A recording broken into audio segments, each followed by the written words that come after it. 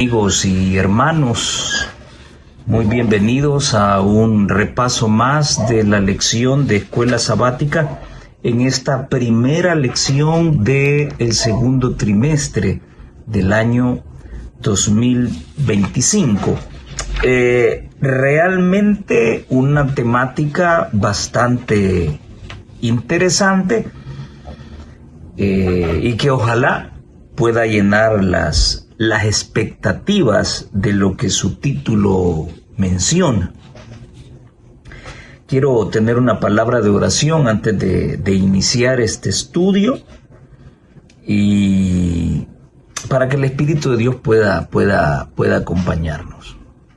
Señor que está en los cielos, gracias porque nos ha permitido nuevamente podernos reunir a través de este canal con la intención de estudiar el texto bíblico de la lección de Escuela Sabática. Es una temática muy interesante, muy necesaria para este tiempo y rogamos como siempre la compañía de su Espíritu para que podamos sacar el mejor provecho de la lección.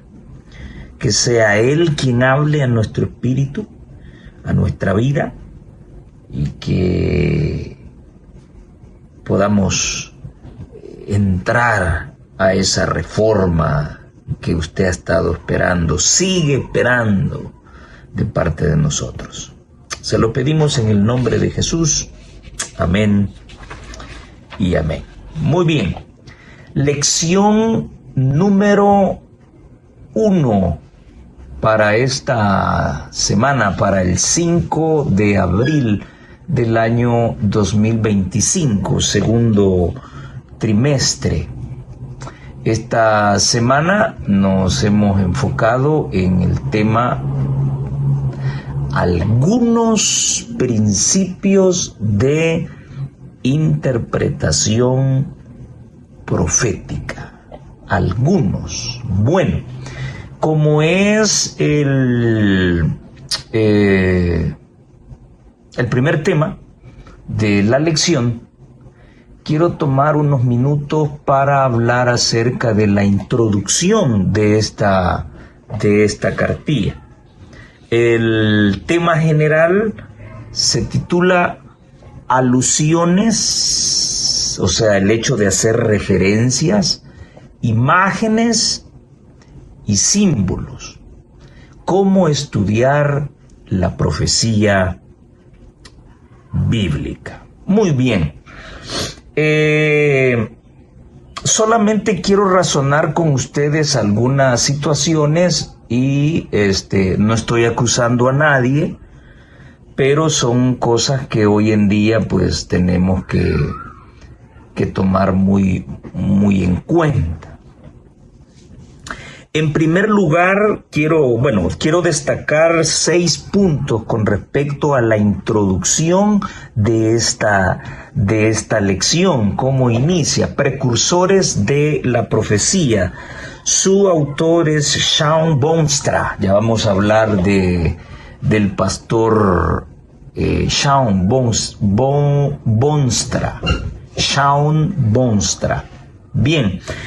Hay una cuestión que me llama la atención y ya se los he dicho en muchas ocasiones.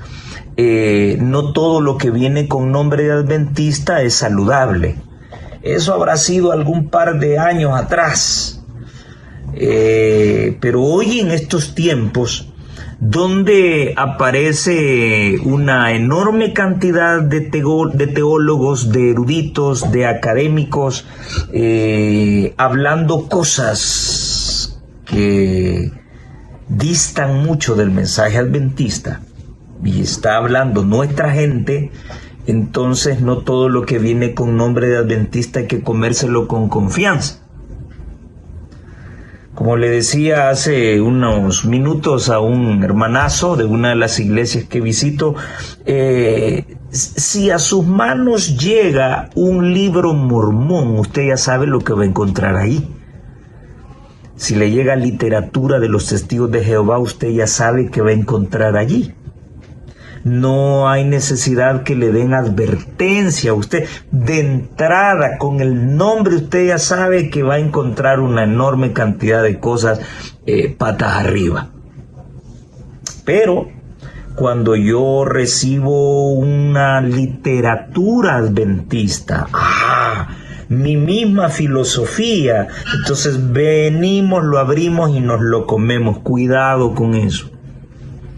Hoy hay que abrir muy bien los ojos, así como cuando a usted le den literatura disidente o literatura de otro movimiento religioso.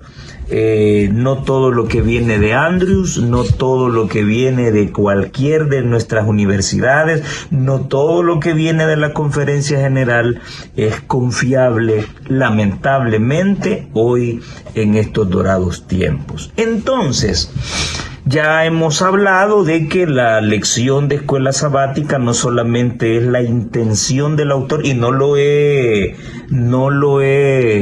dicho yo, o bueno, sí lo he dicho, pero no me lo inventé yo, ¿verdad? ¿Dónde aparece esto? Bueno, esto aparece siempre al final de la parte introductoria de la lección, que dice: la Oficina de la Guía de Estudio de la Biblia para Adultos de la Asociación General de los Adventistas del Séptimo Día prepara esta guía de estudio de la Biblia. La preparación de la guía está bajo la dirección general de una comisión de publicaciones de la Escuela Sabática, una subcomisión de la Junta Directiva de la Asociación General, que publica la guía de estudio de la Biblia. La guía publicada refleja la contribución de una Comisión Mundial de Evaluación y la aprobación de la Comisión de Publicaciones en la Escuela Sabática, y por ello no representa necesariamente la intención del autor. Ellos siempre ponen esa, o sea, que Shawn Boonstra no fue el que exclusivamente hizo esta lección, no es toda una comisión que ha estado revisando los temas y dice: esto va y esto no va. Entonces, como es una enorme comisión representativa de la iglesia, entonces con mucha más razón todo lo que aparece allí cualquiera puede decir que es cierto. Y hoy en día, acuérdense, por ejemplo, la página de donde descargué la lección electrónica menciona de que la guía de estudio de la escuela sabática es el corazón de la iglesia. Y Satanás es muy astuto. Como es el corazón de la iglesia, es lo que ha nutrido a la iglesia por años, es nuestro folleto que nos insta a estudiar la palabra de Dios. Satanás puede tomar este folleto para que a través de él puedan adoctrinarnos. Así que mucho cuidado con eso. Bien, en primer lugar, el autor en la introducción de la lección dice de que... Dice, es significativo que ninguna de esas predicciones se ha cumplido, dice los encargados de esto. Los adventistas del séptimo día adoptamos un enfoque diferente de la profecía, pero no dice cuál. Esperamos que en el trimestre se nos diga cuál es el enfoque que tiene la iglesia adventista, y dentro de ese enfoque debe escucharse la palabra historicismo. Si no está en la historia, le están metiendo a todo con el dedo. Así que ese es una de los señalamientos que hago. No dice cuál es el enfoque de la profecía que usamos los adventistas del séptimo día. En segundo lugar, considero yo que el autor usa una terminología ecuménica con respecto a la conceptualización del pueblo de Dios. Dice, sigo leyendo ese trozo: los adventistas del séptimo día adoptamos un enfoque diferente de la profecía, cuyo centro es Cristo. Muy de acuerdo.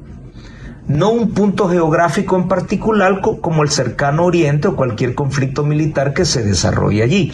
El autor está haciendo alusión a que mucha gente, todo lo que está, la guerra del Medio Oriente y que este país se da con ya todos se lo enfocan en la profecía. Entonces, esa no es la forma, es lo que está diciendo el autor. La iglesia le da otro enfoque, no dice cuál. Esperamos que más adelante él mencione el enfoque historicista. Luego dice: a diferencia de ello, Vemos las profecías a través de la lente del gran conflicto entre Cristo y Satanás. Una lucha espiritual mundial que alcanzará su clima, ojo, cuando el pueblo de Dios, y va a definir quién es el pueblo de Dios, tanto de raíces judías como gentiles, y cita Apocalipsis 12, 17 y 14, 12, se enfrente a la crisis final centrada en la adoración al Creador y en oposición a la bestia y a su imagen. Por lo menos aquí seguimos en deuda, no dice cuál es la bestia, ni dice cuál es la imagen. ¿Cuál es el concepto ecuménico? El autor o la comisión detrás de la elaboración de la lección le está llamando el pueblo de Dios a todos aquellos que tienen raíces judías y a todos los gentiles. ¿A dónde está el término remanente? O sea, el remanente es el que realmente va a alcanzar o va a pasar por ese clímax de la crisis final que se centra en la adoración al Creador.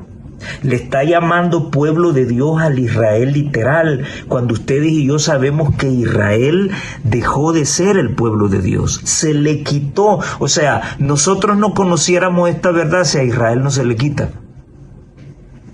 Entonces, estas son contextualizaciones evangélicas, pero no adventistas. No estoy diciendo que el remanente lo engrosan única y exclusivamente adventistas del séptimo día. No.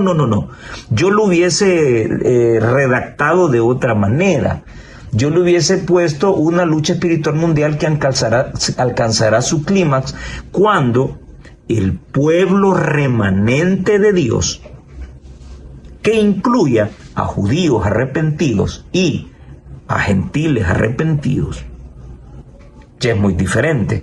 Pero siento yo que se está utilizando una contextualización ecuménica y bueno, hay que tener cuidado con eso. El autor no aclara, le llama pueblo de Dios al Israel literal y a los gentiles. Esto incluye a todos los evangélicos. Entonces, todos vamos a pasar por ese clímax y esa crisis. De acuerdo a la profecía, menos mal que estamos viendo métodos de interpretación. De acuerdo a la interpretación profética, es el remanente de Dios el que va a pasar por ese tiempo. No todos los adventistas, un grupo, un puñadito de adventistas. La mayoría del pueblo de Dios está fuera, que incluye a judíos que se arrepientan y a personas de movimientos religiosos que conozcan este evangelio y lo acepten. Pero la gran mayoría de adventistas no estamos contemplados allí. Sí, un pequeño sector. Entonces todo ese grupo se llamará remanente. Sí, pero hay que hacer esas especificaciones. Siento que lo puso muy genérico. En tercer lugar, ¿cómo interpretar la profecía bíblica? Es el objetivo de esta lección, de este trimestre. En ese sentido, para mi gusto, para mi forma de ver y analizar, hay dos situaciones, una buena y una mala. La mala es que hoy en día se nos quiere decir qué creer, cómo interpretar y cómo adorar. En vista de que somos muchos los que usamos la Biblia y todo eso, el espíritu de profecía, para poder terminar de entender muchas cuestiones de la Biblia, pues bueno, han aparecido libros de cómo interpretar a Elena de White. O sea, nos quieren decir cómo hacerlo. Sí, hay muchos que han abusado del espíritu de profecía y lo han usado mal, ¿sí? Pero tengamos cuidado con eso. Hoy en día se nos quiere decir cómo adorar. Y ya esto suena católico. La Iglesia Católica confía mucho más en la tradición que en la Biblia. ¿Sí? Y siento que nos están empujando hacia eso. Así que la parte mala es esa. Así que esperaría yo que realmente esta cartilla sea una cartilla ilustrativa y no un centro de adoctrinamiento donde se nos diga qué creer, cómo adorar y cómo interpretar. Yo sigo, como se lo decía a este amigazo hace unos minutos, yo le decía, mi forma de creer, de interpretar y adorar es lo que conocí de mi abuela y lo que conozco de los pioneros. Esa es mi norma a seguir. Esa es mi norma a seguir. Cómo los pioneros estudiaron la Biblia, cómo interpretaron la Biblia, cómo adoraron, en qué creían. Ese es mi fundamento. Ese es mi fundamento. Después de Jesucristo, por supuesto. Ese es el fundamento. Y tengo años de estudiar ese fundamento y ese fundamento es similar al de los apóstoles. Y entonces mi abuela me enseñó ese mensaje a mí. Ahora, que ese mensaje diste mucho hoy en día de sus orígenes, esa es otra cosa y es lo que me da mala espina. Pero por otro lado, la temática que va a tocar la cartilla es muy interesante. ¿Por qué? Porque hoy la Iglesia Adventista recibe ataques calumniosos como producto de una mala interpretación de la Escritura. Y aquí quiero destacar a don Armando Alducín, que es uno de los que ataca a los adventistas del séptimo día cuando habla del sábado. Aquí quiero mencionar a don Luis Toro, sacerdote católico que ataca a los adventistas del séptimo día específicamente y se alegra cuando aparece en su programa humillando pastores adventistas, que yo siempre le escribo y le digo que esos no son pastores adventistas. Y para empezar, un pastor adventista no caería en el juego de Luis Toro, sino que haría lo que hizo Oliver Coronado, hacerle un debate, abordar al equipo de Luis Toro y decir, yo quiero tener un debate con Luis Toro, pero bajo cierta terminología, ¿verdad? Vamos a hacerlo en un lugar neutral, él lleva su grupo, yo llevo el mío, hay un moderador y toda la cuestión, ¿verdad? Entonces, eso es lo que alguien con razonamiento haría, ¿sí? Hay otro joven evangélico de apellido Pacheco que él describe, porque él también le lanzó a Toro que quería tener un debate con él, pero la comisión, todo el equipo de Luis Toro, le dijeron a este muchacho Pacheco, que por cierto es muy diestro en la escritura, le mandaron a decir de que él tenía que enviarles por escrito los puntos que iba a debatir con Luis Toro.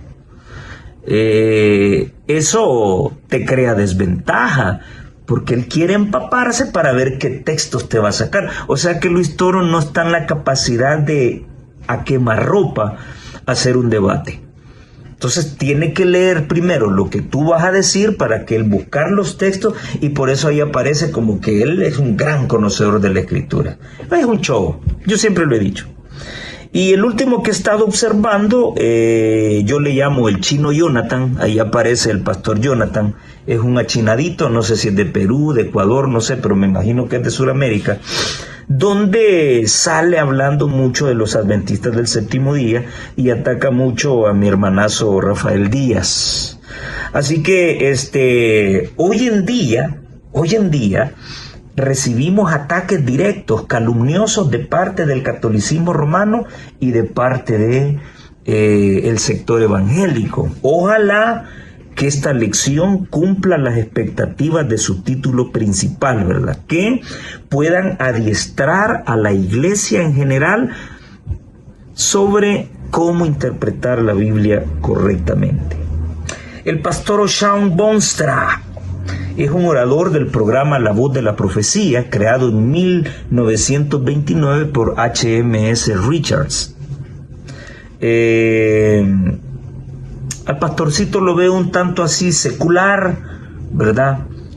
No lo veo así ordenadito como sale Batchelor, como sale Bade, como sale Bohr con su corbatita. No, ya más cool, ya más moderno. En su programa La Voz de la Profecía no me gusta la música que pone en la introducción, y su forma de vestir, bueno, son cosas que hablan mucho de una persona, pero bueno, solamente para que lo tengan en consideración. En quinto lugar, tengamos cuidado porque se sigue utilizando la nueva versión internacional.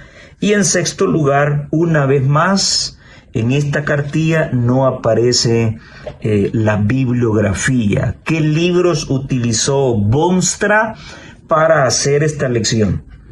Y eso se presta a que podamos estar siendo alimentados por filosofía católica, jesuita o por filosofías evangélicas. Así que desde hace un par de añitos atrás, esta comisión me imagino que tomó la decisión de solo poner las versiones de la Biblia que usa y cercenó la bibliografía, de qué literatura sacan la lección de la escuela sabática. Bueno, eso solamente para que lo tengan en consideración. Bueno, el texto clave para esta semana, Jeremías 9:24.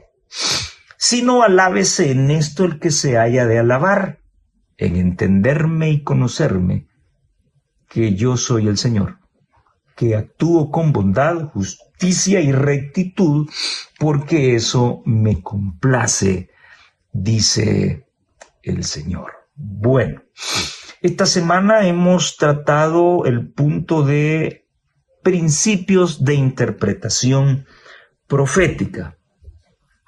Por si alguno no lo tiene, voy a pedirle a mi hermanazo Ronnie, voy a compartirlo con el primero, luego voy a pedirles que él les mande algún link o algo sobre un material que tengo sobre los 15 principios de interpretación profética del pastor Esteban Bor. Un material sensacional que me gustaría que usted lo tuviera. Ahí llegará a sus manos. Ustedes saben que el pastor Esteban Bor es 100% Biblia, ¿verdad? Y en ámbito adventista, pues él maneja muy bien el espíritu de profecía. Así que la ley y el testimonio nos hablan a través de sus cursos. Así que voy a hacérselo llegar al hermano Ronnie para que él ponga algún enlace y ustedes puedan tener la copia de ese material y no lo lean. Cómanselo, saboréenlo, edúquese, instrúyase para que usted pueda hacer luz para otras personas. Bueno,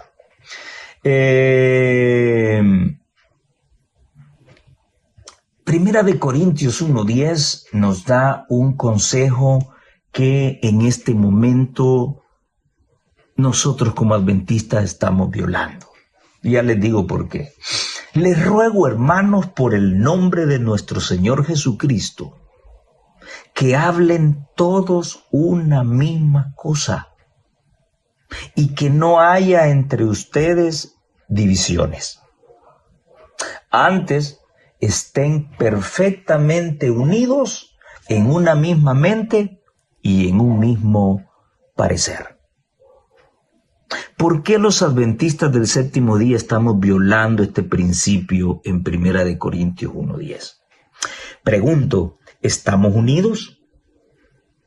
Hay un grupo que cree que Cristo vino a este mundo con la naturaleza no caída de Adán.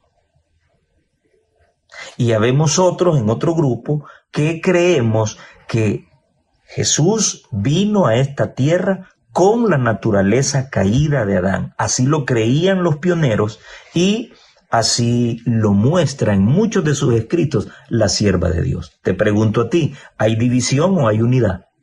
Hay división. Hay un buen sector de la iglesia que cree en la ordenación de mujeres como ancianas y pastoras. Habemos otro grupo que no estamos de acuerdo. ¿Hay unidad o no hay unidad? ¿Estamos hablando lo mismo o no estamos hablando lo mismo? Hace poco me están comentando que no sé en qué canal y no sé quién está dando un repaso de la lección y está enseñando de que la piedra que golpea la estatua de Nabucodonosor no es la segunda venida de Cristo.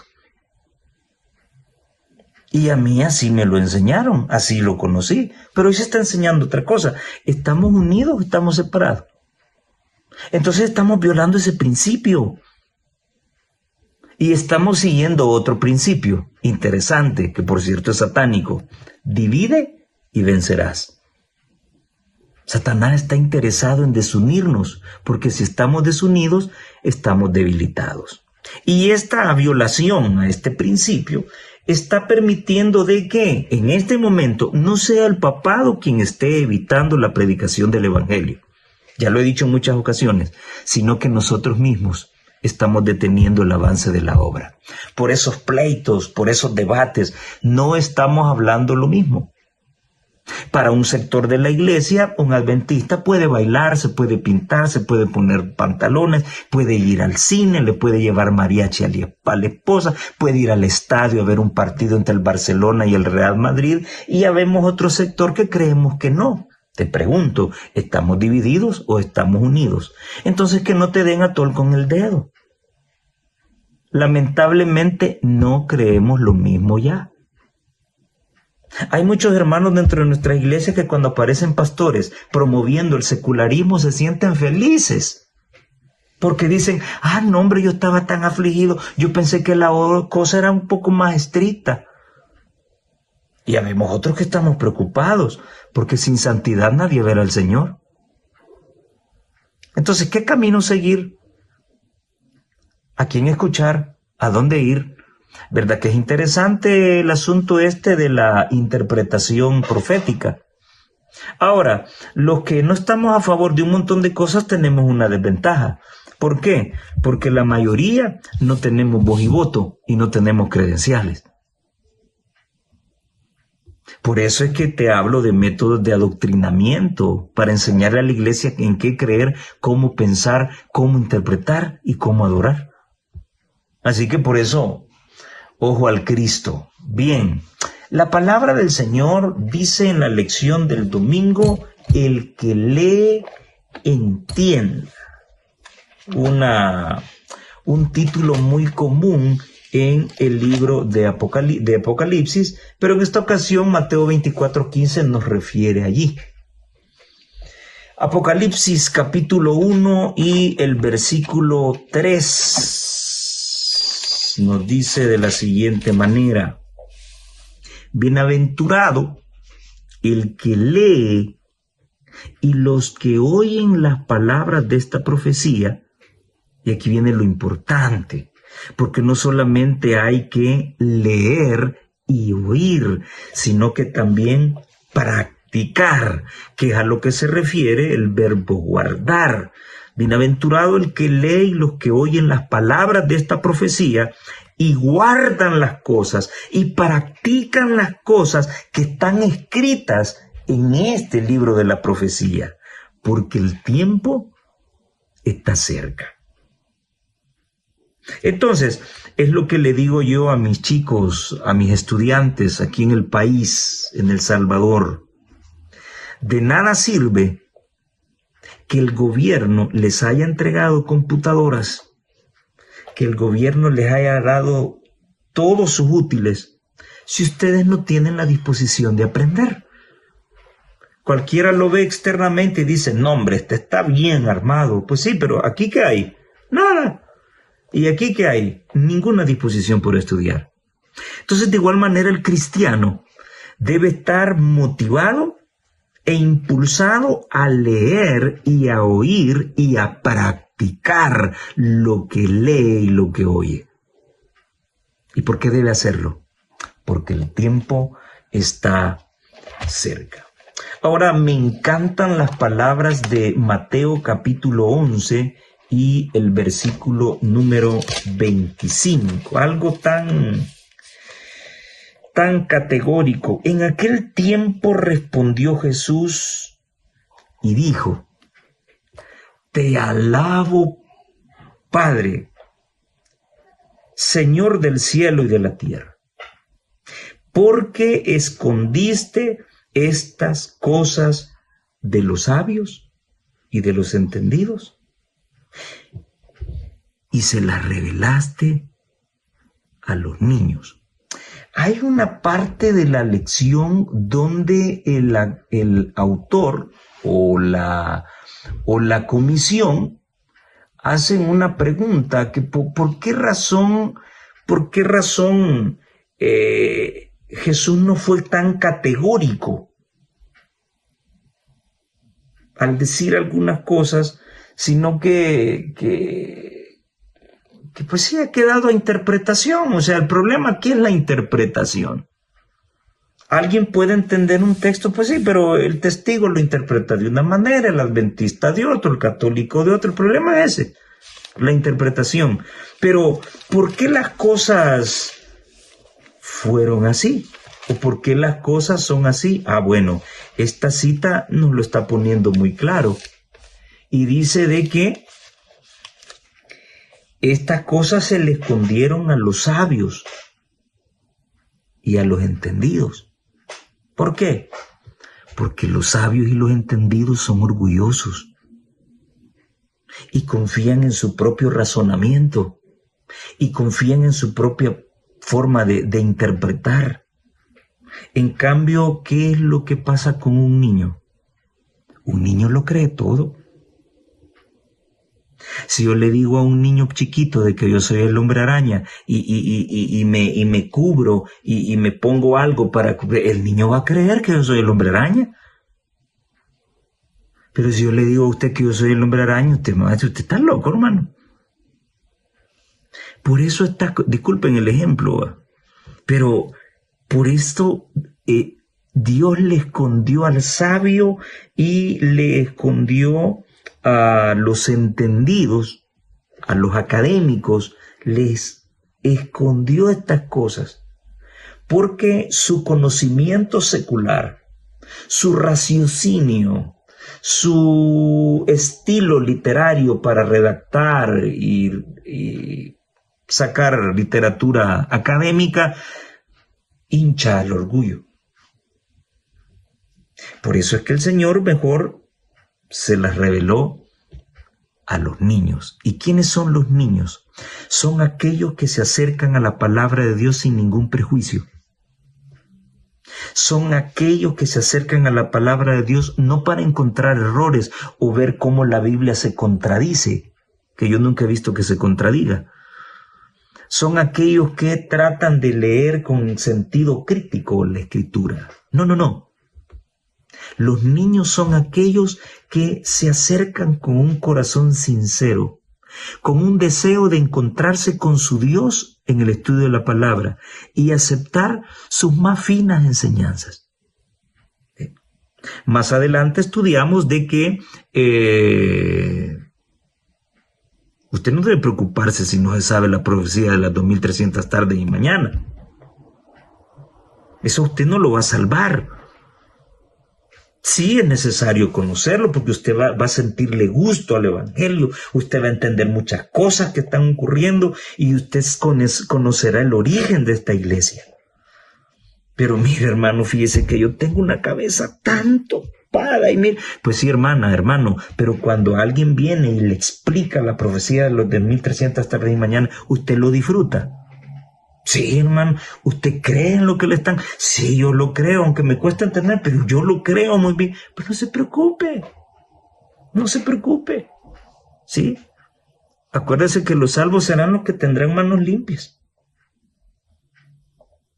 Los que estén esperando al Señor, los que amen su venida, ¿sí?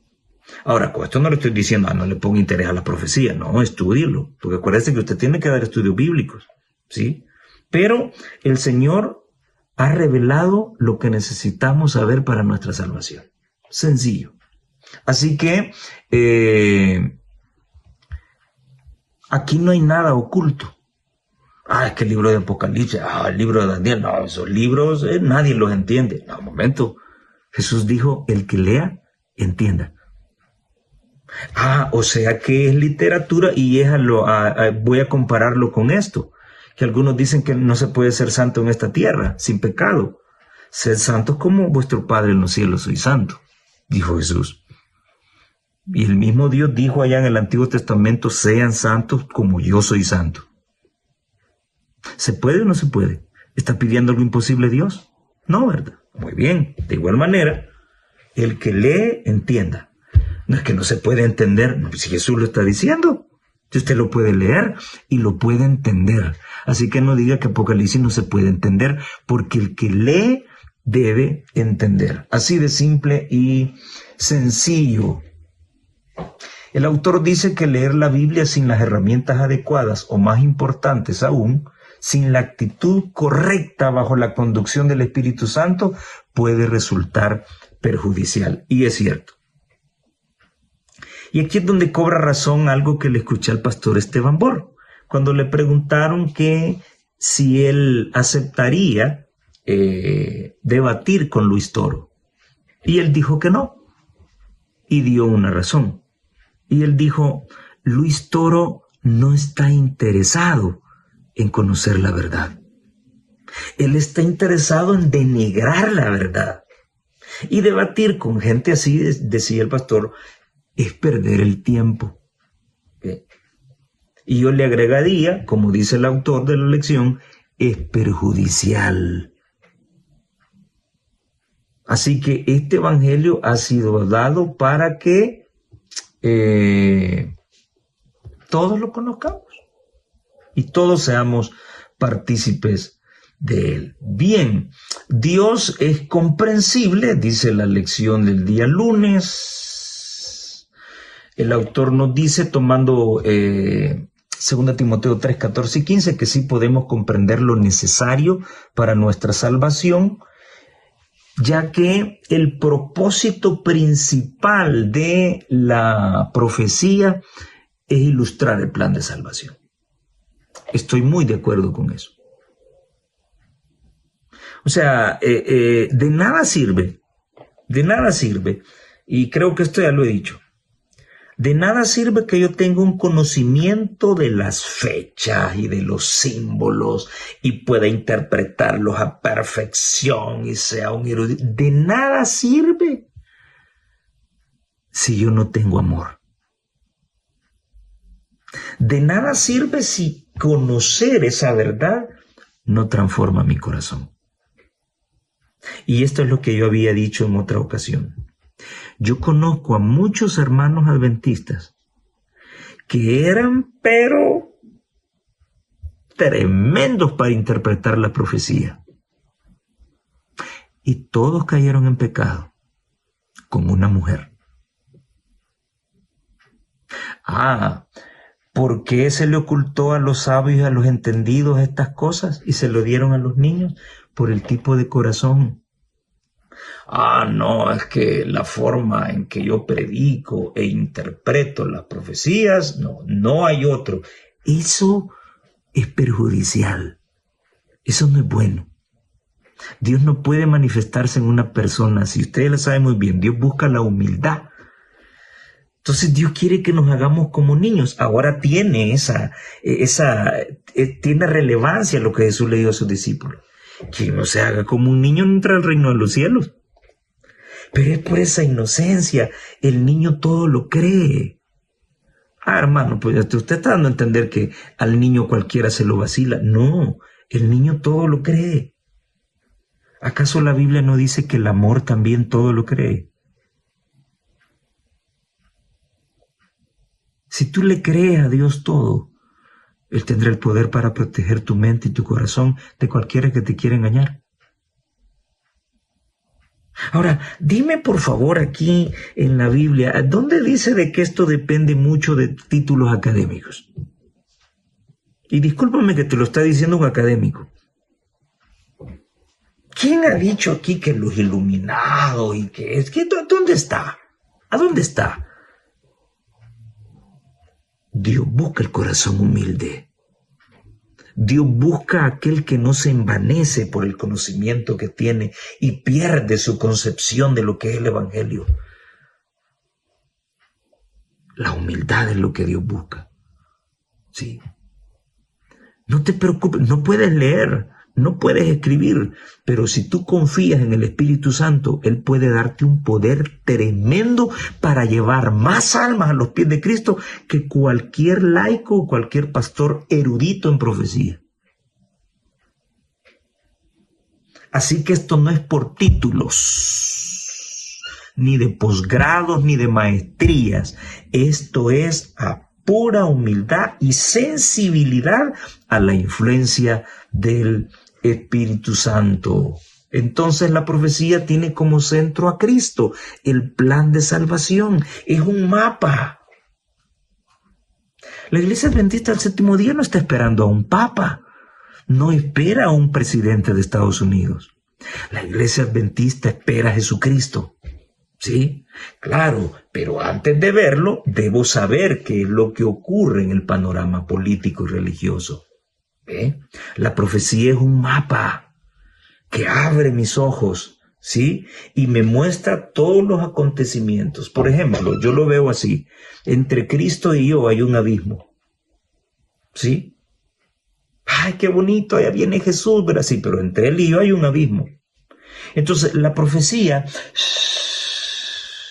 sopla esa nube negra en ese abismo y entonces quedan a la luz todos los acontecimientos por los que debo pasar, no solo yo, sino la iglesia, antes de encontrarse con Jesús. Entonces, ¿por qué esto es así? ¿Porque Dios quiere que te pierdas o porque Él quiere salvarte? ¿Por qué quiere salvarte? Entonces el centro de la profecía revela el plan de salvación. Ahora, a Daniel se le pidieron que se cerraran las palabras de esta profecía. Y que, leámoslo, y que esas palabras serían abiertas en un tiempo específico. Y dice Daniel capítulo 12, el versículo 1. En aquel tiempo se levantará Miguel el gran príncipe, que está de parte de los hijos de tu pueblo, y será tiempo de angustia. El tiempo de angustia no inicia mientras Miguel no salga del lugar santísimo. Cual nunca fue desde que hubo gente hasta entonces. Pero en aquel tiempo, ¿qué es lo que va a ocurrir? El pueblo de Dios será libertado, pero también serán libertados todos aquellos cuyos nombres estén escritos en el libro.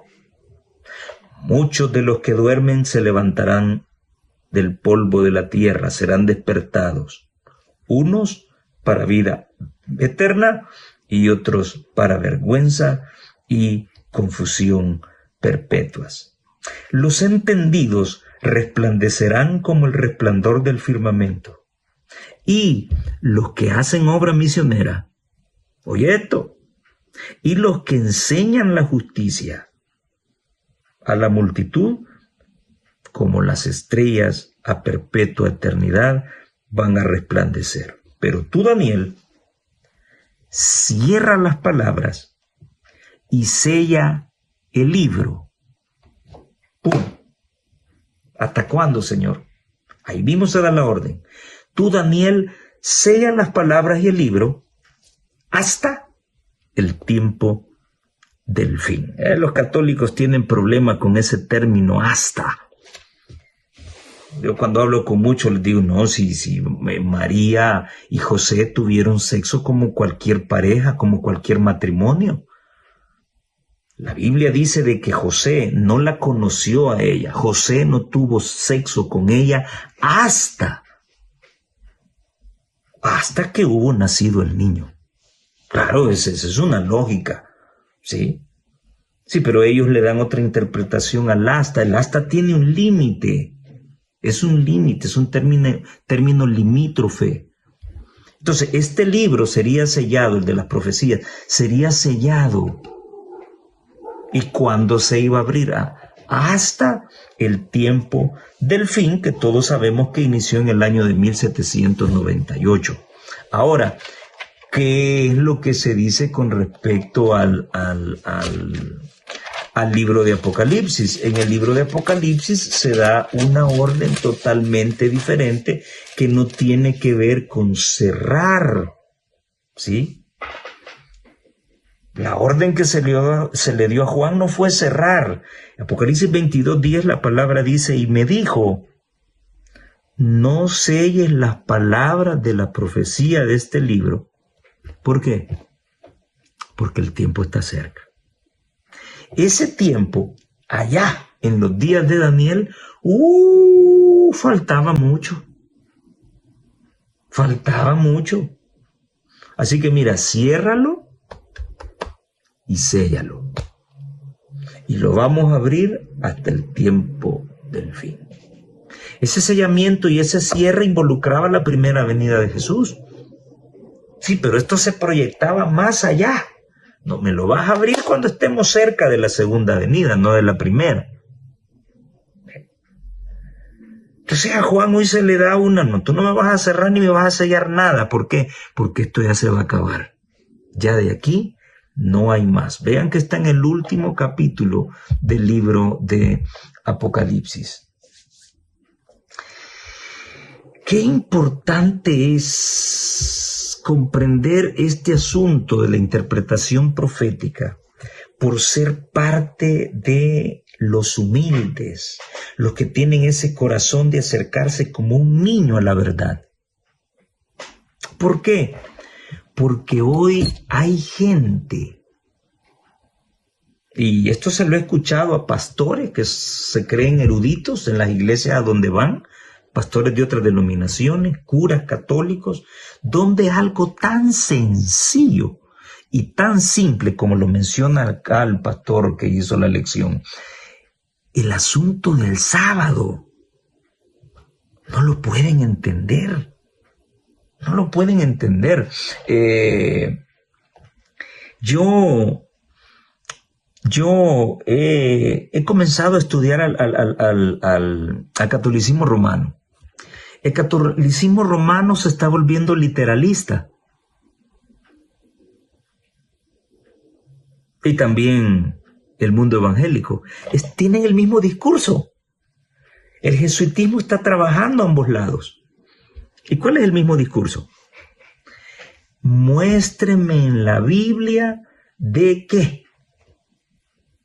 Dios le dijo a Adán y Eva que guardaran el sábado.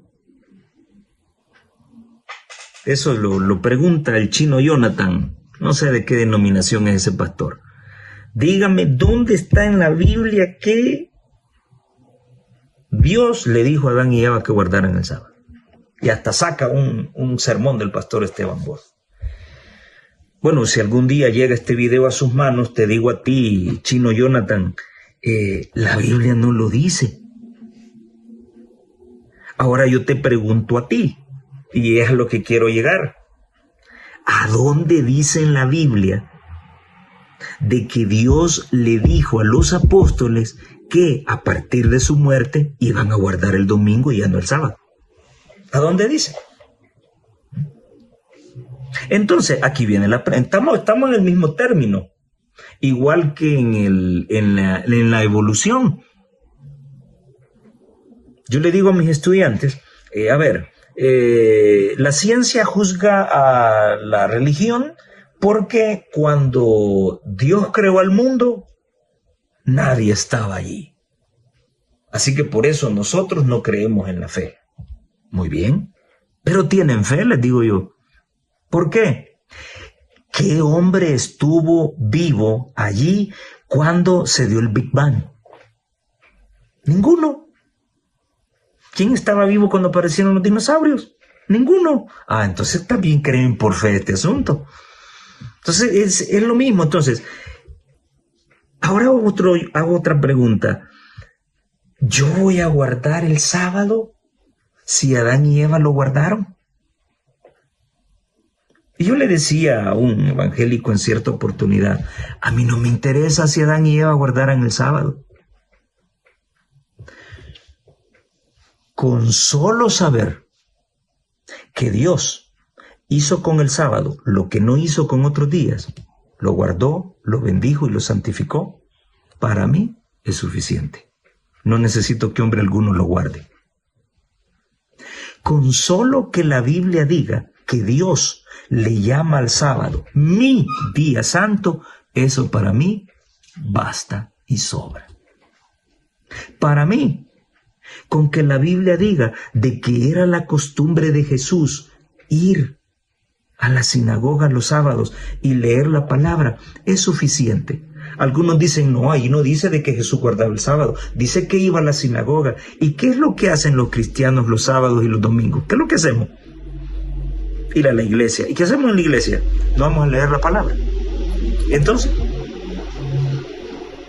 Entonces, a lo que quiero llegar es que algo tan sencillo como el sábado no lo pueden entender. Y son literalistas. No, yo quiero que diga, y los agarro yo. No, pues sí, pero va, por lo menos, supongamos, le decía yo a otro evangélico, supongamos de que lo que tú decís con respecto al sábado es cierto. Ahora ya no es el día del Señor, hoy va a ser el domingo. Pues sí, pero si yo estuviera equivocado, tengo un punto de partida. Acuérdate del día sábado para santificarlo. Suponiendo que yo estuviera errado, sí, pero yo tengo una base, yo tengo una prueba, tengo un mandamiento. Acuérdate del sábado para santificarlo. Ahora, dime tú qué prueba tienes para el domingo. Pero por favor, no quiero interpretaciones. No, quiero algo explícito, contundente, ¿sí? Así como cuando Cristo dijo, un mandamiento nuevo os doy. ¡Ay! Ahí va, ahí viene, va a dar el domingo. Que os améis unos a otros como yo he amado. Entonces, así como hay una serie de mandatos contundentes con respecto al sábado, muéstrenme uno contundente donde Jesús diga, a partir de hoy guardarás el domingo en lugar del sábado. No existe. ¿Por qué Jesús se lo iba a ocultar? O sea, ¿por qué si Jesús sabía que iba a morir en la cruz, por qué le siguió llamando al sábado, yo soy Señor del sábado? Entonces, algo tan sencillo, el necio no lo puede entender. Claro, ahí vienen otros intereses de por medio. Bueno, si yo acepto el sábado, pues sí, ya dejo de percibir, ¿verdad?, lo que me da mi iglesia como pastor. Ahí viene el asunto. Es que ese es el asunto. Defienden intereses, no defienden la palabra. Por esa razón, es importantísimo que usted aprenda a interpretar la palabra del Señor. Ahora, para ello es necesario que usted lea la palabra de Dios. Lucas capítulo 24 y el versículo 27 dice, y me gusta este texto, porque cuando hay algún pastorcito que llega y dice, no suban con los libros de Elena de White, no mencionen a Elena de White, yo le digo a la iglesia, pero ¿y por qué? Si Jesús usaba el espíritu de profecía, y entonces yo saco esta cita, y comenzando desde Moisés, y siguiendo por todos los profetas, les declaraba en todas las escrituras lo que él decía. ¿Qué le declaraba? La escritura. ¿A quién está mencionando? A Moisés, que era un profeta. Y a todos los profetas. ¿Está usando Jesús la ley y el testimonio? Magnífico. Pero cuando yo oigo tonteras de que no se puede ser perfecto en esta tierra sin pecado, que nadie ha guardado los mandamientos ni los guardará, y muchos están mal usando la Biblia, pero no usan el don profético. Qué extraño. Así que, hermanos y hermanas, en conclusión,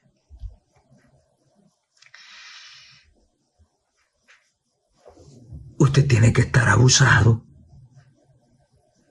Y se lo acabo de decir a una compañera en mi trabajo. Usted no debe creer ni en curas ni en pastores. Usted tómese de Jesucristo y usted va a llegar a su destino final. Punto. Ahora, si usted se va a topar con un pastor que le habla realmente clarito como está aquí, pues tiene mi respeto. Pero si dice conocer la verdad y trata de llevar a la iglesia por otro lado, yo en ese pastor no creo. Le puedo tener respeto como persona, ¿sí? Pero no será una persona digna de seguir para mí. Sea sacerdote, pastor, doctor, doctor en teología, lo que sea, si tergiversa la palabra de Dios, es una persona no confiable. Ya no digamos si come carne. Tremendo esto. Entonces ustedes y yo estamos llamados a estudiar la profecía, saber interpretarla. ¿Cómo saber cuándo algo es literal o es figurado? ¿Sí? Muy bien. ¿Cuál es la base? El autor dice de que debo saber cómo se emplean los símbolos en toda la Biblia. En toda la Biblia. No, es que si la Biblia dice de que echarse un traguito no es malo, y allá le citan a Pablo, ¿verdad? Que dice que es bueno un poquito de vino para... muy bien. Suponete que encontraste un texto, pero revisa los otros. Veamos el contexto. ¿Qué opinan las escrituras con respecto a las bebidas alcohólicas, a las bebidas embriagantes? ¿Bien? El vino es escarnecedor, la cerveza alborotadora, y cualquiera que por ello yerra no será salvo. Proverbios 20:20. No veas el vino cuando enrojece, ¿verdad? Porque va a morder como serpiente. Eso está en Proverbios. Pero ¿cómo está esto? Ya hay dos que me dicen que no debo beber y uno que he encontrado que sí. Con esa evidencia, ¿cuál es la conclusión que debo sacar?